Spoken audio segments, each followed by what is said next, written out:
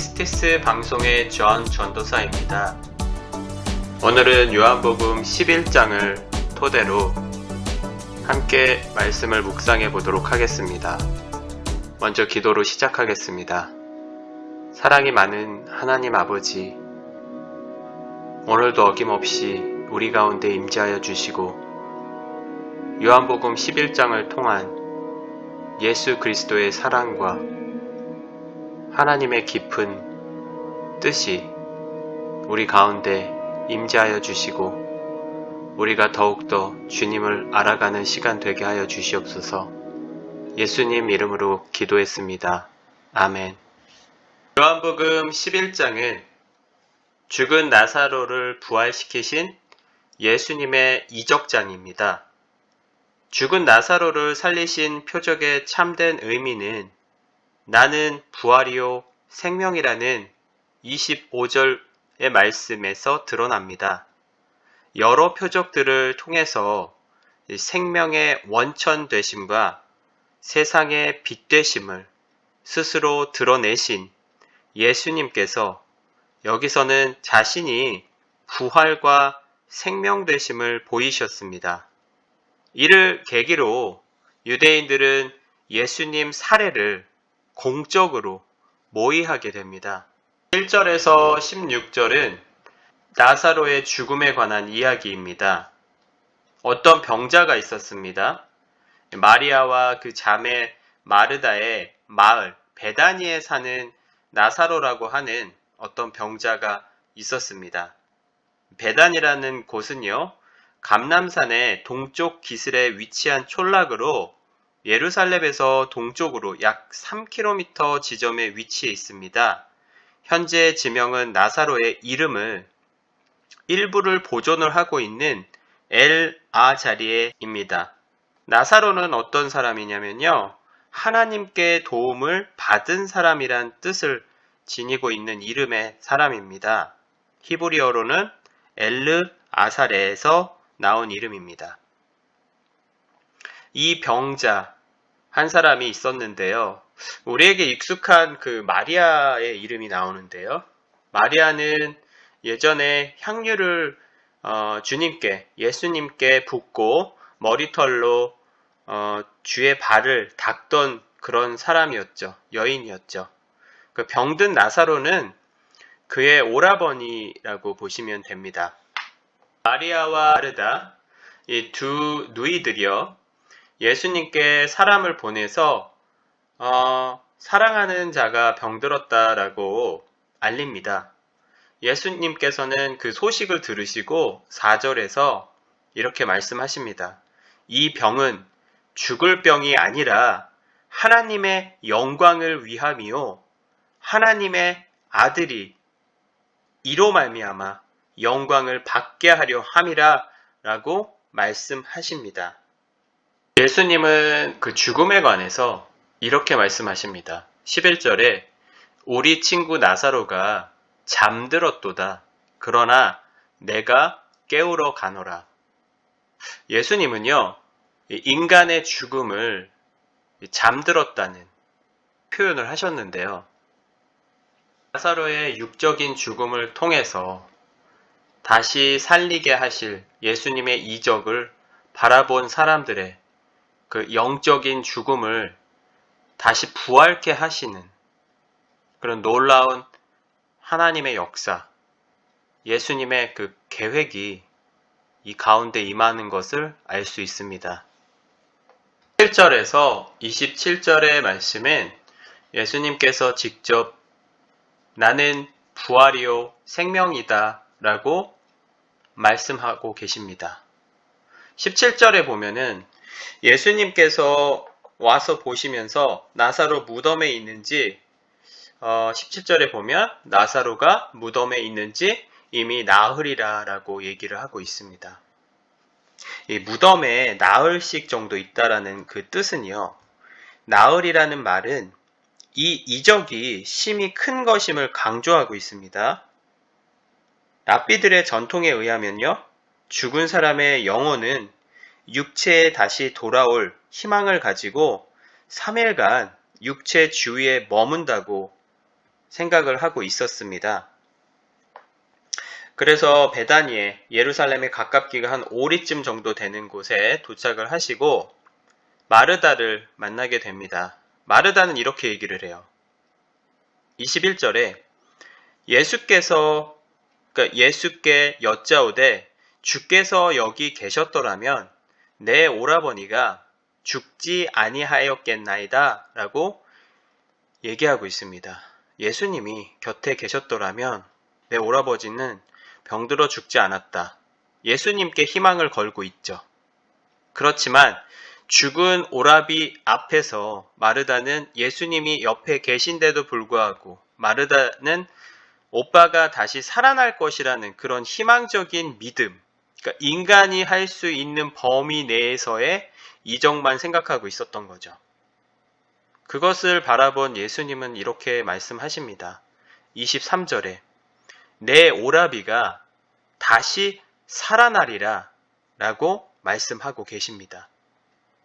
우리 인간은 하나님을 의지하고 있고 순종하면서 믿음 생활을 하고 있지만 모든 이적은 우리가 생각하는 그 테두리 범위 안에서만 일어난다고 생각하고 있습니다.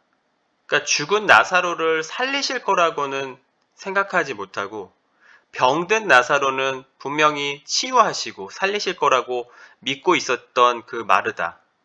그러나 육체의 죽음까지도 다시 부활하게 해주시는 그 예수 그리스도의 놀라운 이적이 일어날 거라고는 생각 못한 거죠. 우리의 삶도 그렇습니다. 우리가 할 수 있는 범위 안에서만 하나님의 이적이 일어난다고 우리가 지금 그렇게 생각하고 살고 있지 않은지 묵상해 봐야 합니다. 하나님은요, 우리 인간이 불가능한 거, 그 이상을 뛰어넘고 불가능을 가능케 하시는 하나님의 놀라운 그런 기적이 우리의 삶 가운데 분명히 일어날 것입니다. 우리가 그것을 믿고 하나님께 기도하고 그리고 이 전 세계를 향해서 코로나의 그 질병이 사라질 것을 우리가 합심하여 기도한다면 분명히 하나님께서는 이 세상을 구원해 주실 것입니다. 24절에 마르다가 이렇게 얘기합니다. 예수님께서 다시 살릴 것이다 라고 말씀하셨더니 마르다가 마지막 날 부활 때에는 다시 살아날 줄을 내가 아나이다 라고 얘기합니다. 예수님이 지금 이 순간에 너의 오라비를 살릴 것이다 라고 다시 살아나리라 라고 선포하셨지만 마르다의 믿음은 여기인 거예요. 저도 압니다. 이 세상의 마지막 날, 우리가 알고 있는 그 마지막 날이라는 건 종말일 수도 있겠죠. 그 마지막 날에는 모든 사람들이 하나님 앞에 오게 된다. 그때는 죽은 사람도 부활하게 된다.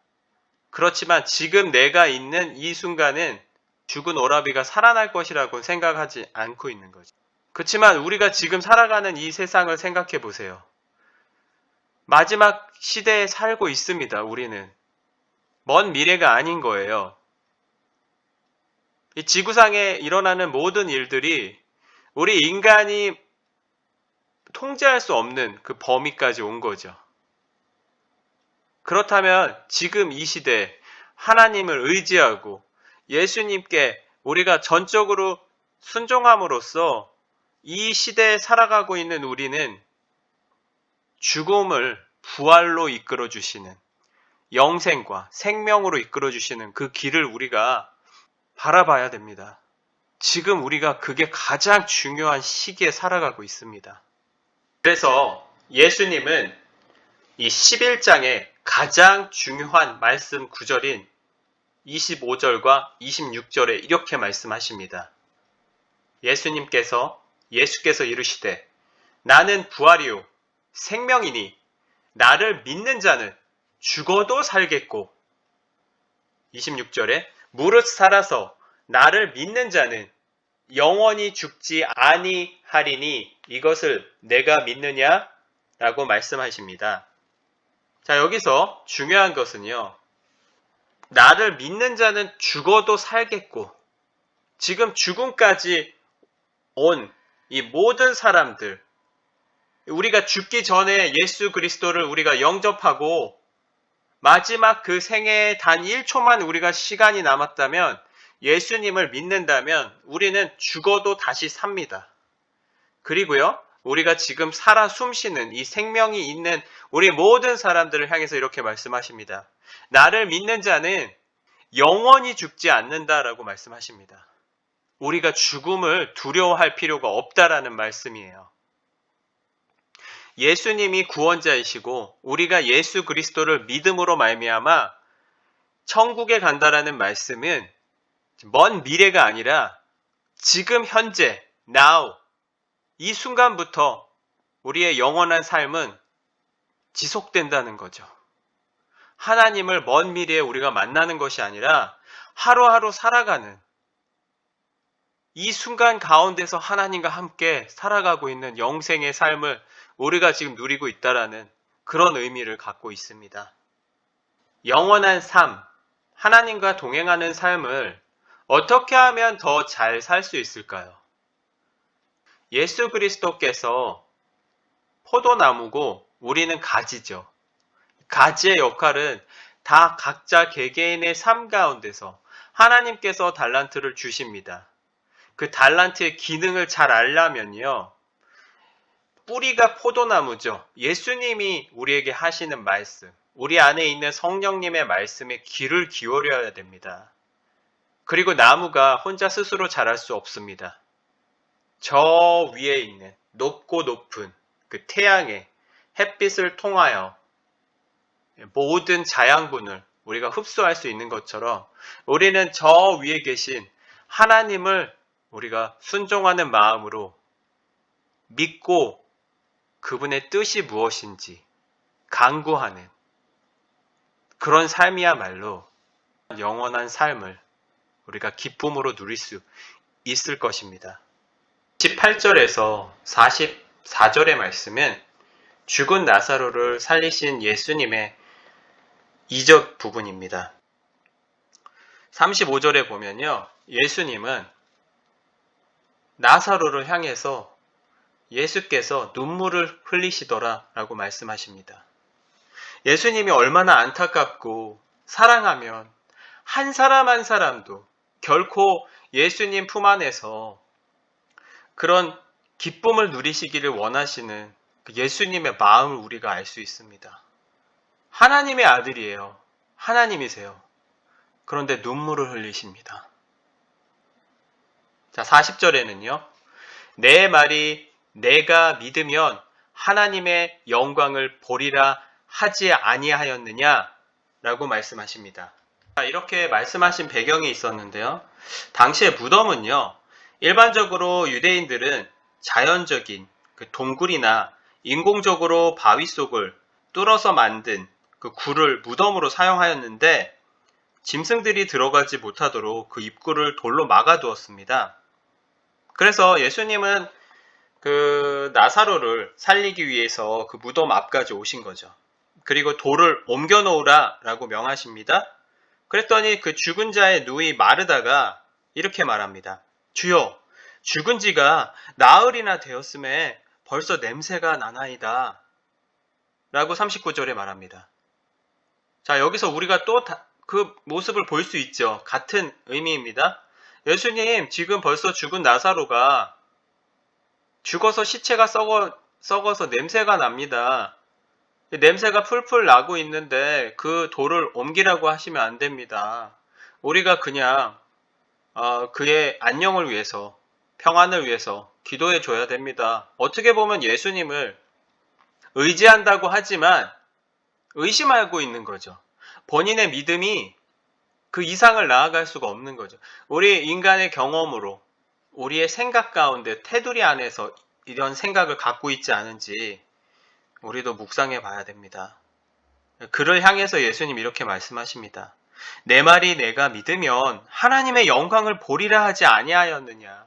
내가 믿으면, 믿는다 라고 얘기하면서 우리가 그것을 어떻게 순종하는지, 우리는 믿기만 하면 모든 이적이 일어난다고 얘기한다고 우리 마음속으로 믿으면서 우리 마음 안에 의심이 또한 있는 거죠. 하나님의 이적이 우리 인간을 뛰어넘는 놀라운 이적이라는 것을 우리는 전적으로 믿는 순간 우리 삶 가운데 모든 이적과 해답이 일어날 수 있다라는 의미입니다. 돌을 옮겨 놓습니다. 의심하면서 돌을 옮겨 놓은 거죠. 그리고 예수님께서는 그 눈을 들어 우러러 보시고 이르시되 이렇게 말씀하십니다. 41절에 아버지여 내 말을 들으신 것을 감사하나이다 라고 말씀하십니다. 이 믿음은요, 하나님께 의지하는 모습을 볼 수 있어요. 아버지여, 제가 기도하면 하나님께서는 전적으로 들어주실 것이라는 것에 대해서 벌써 감사한 거죠. 이미 벌써 응답되었다는 것을 예수님의 그 기도, 말씀을 통해서 우리가 알 수 있습니다. 그리고 42절에 이렇게 말씀하십니다. 항상 내 말을 들으시는 줄을 내가 알았나이다.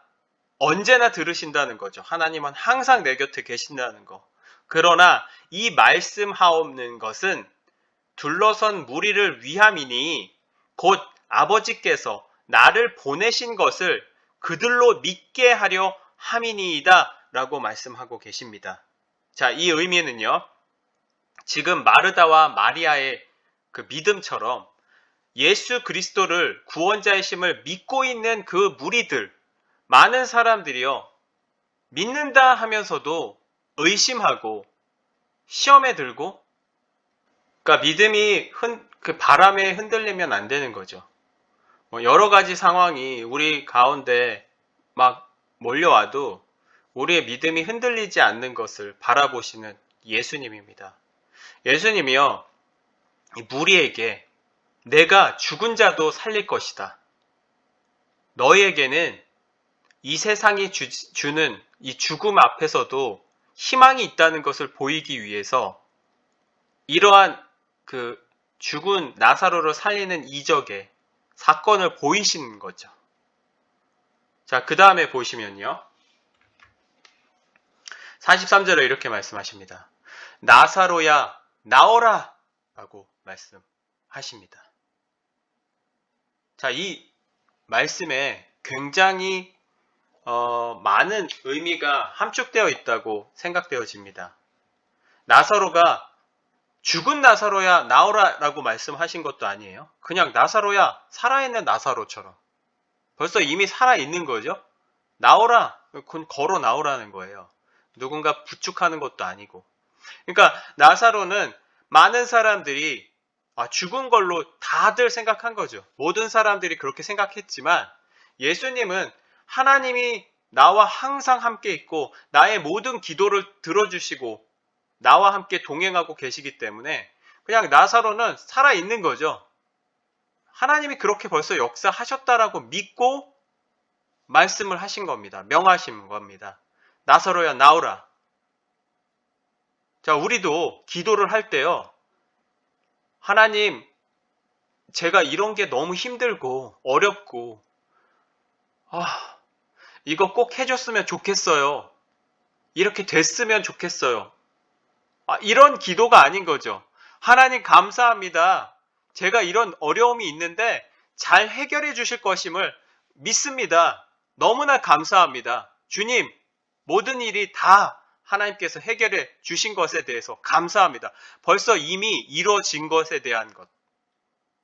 그게 믿음입니다. 하나님께 모든 것을 아뢰면 벌써 하나님께서 이루어 주신 거예요. 우리는 그러한 믿음의 태도를 보여야 하나님께서 우리 삶을 모든 상황 가운데서 우리에게 이적을 이루어 주실 것입니다. 안타깝게도 이러한 모습을 바라본 모든 사람들이 예수님을 믿어야 되는데 45절에서 52절의 말씀은 예수님을 죽이려고 모의하고 대제사장 가야바의 말이 담겨져 있는 내용으로 이 전체 내용이 끝납니다. 47절에 보면 이에 대제사장들과 바리새인들이여 공회를 모으고 이르되 이 사람이 많은 표적을 행하니 우리가 어떻게 하겠느냐? 48절에 만일 그를 이대로 두면 모든 사람이 그를 믿을 것이요. 그리고 로마인들이 와서 우리 땅과 민족을 빼앗아 가리라 하니 라고 얘기합니다. 전 인류가 모든 인간이 할 수 없는 신의 경지에서 이루는 모든 그 하나님의 그 역사하심이 일어나는 그 기적 현장에서 어떻게 대제사장들과 바리새인들이요, 율법주의자들이라고 하죠.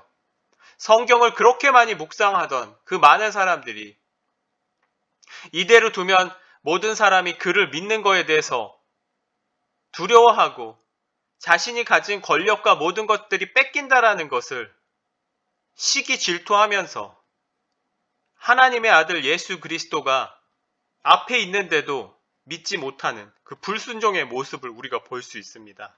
이를 향해서 대제사장 가야바는요, 한 사람이 백성을 위하여 죽어서 온 민족이 망하지 않게 되는 것이 너희에게 유익한 줄을 생각하지 아니하는도다 하였으니 이 말은 스스로 함이 아니요 그해 대제사장이므로 예수께서 그 민족을 위하시고 또 그 민족만 위할 뿐 아니라 흩어진 하나님의 자녀를 모아 하나가 되게 하기 위하여 죽으실 것을 미리 말함이로라 라고 말하고 있습니다. 여기서 가장 중요한 핵심어는요, 하나님의 자녀를 모아 하나가 되게 하기 위하여 죽으실 것을 의미합니다.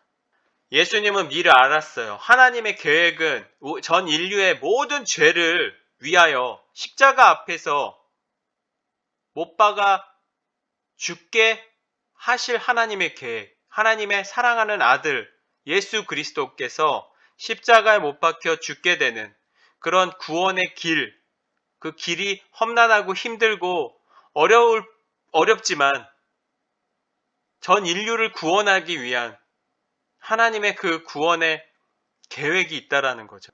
우리 인간은 하나님께 우리가 나아오기 위해서는 우리 마음을 먼저 하나님 앞에 드려야 합니다. 우리 마음속에 하나님을 의심하고 예수 그리스도께서 구원자이심을 우리 마음속에 의심하고 있다면 그 마음부터 우리가 다 내려놔야 됩니다. 정말 텅 빈 마음 가운데서 성령님이 임재하실 곳을 우리가 모든 죄인이잖아요. 우리 죄인임을 우리가 꼭 명시하고 하나님 앞에 모든 죄를 회개하고 우리가 생각하는 모든 것들을 다 내려놓고 오직 진리의 말씀을 귀를 기울이는 우린 그런 삶을 살아야 됩니다. 그렇지 않다면 대제사장과 바리새인, 이 율법주의자들과 우리의 삶이 별로 다를 게 없어요. 별반 차이가 없는 거죠. 매번 무너지고 우리가 매번 그 믿음 생활에 불순종하는 삶을 살게 되는 거죠. 결론 짓습니다. 요한복음 11장의 말씀은 예수님께서 에고에미적인 말씀을 하고 계십니다. 나는 부활이요 생명이니 나를 믿는 자는 죽어도 살겠고 무릇 살아서 나를 믿는 자는 영원히 죽지 아니하리니 이것을 내가 믿느냐? 라는 그 물음표. 이 말씀을 우리가 믿느냐? 우리의 선택입니다. 하나님은요, 우리에게 선택권을 주셨습니다. 예수님께서 부활이고 생명이시니 그를 믿는 자마다 영원한 생명을 주실 것인데 그것을 너희가 믿느냐? 아니면 믿지 않느냐? 믿으면 영생의 길이에요. 영원한 길입니다. 믿지 않는다면 하나님이 없는 세상 가운데 우리가 임한 겁니다. 죽은 나사로까지도 살리시는 하나님, 예수 그리스도를 믿지 않는다면 우리의 삶은 죽음과도 같지 않을까요? 선택권은 우리에게 있습니다.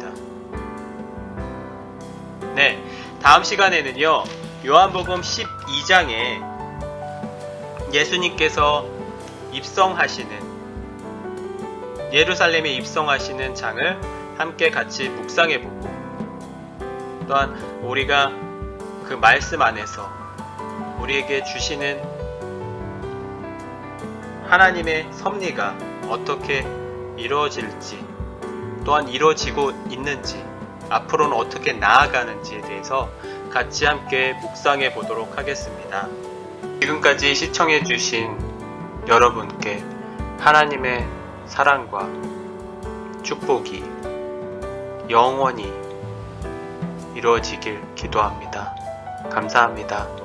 다음 시간에 만나요.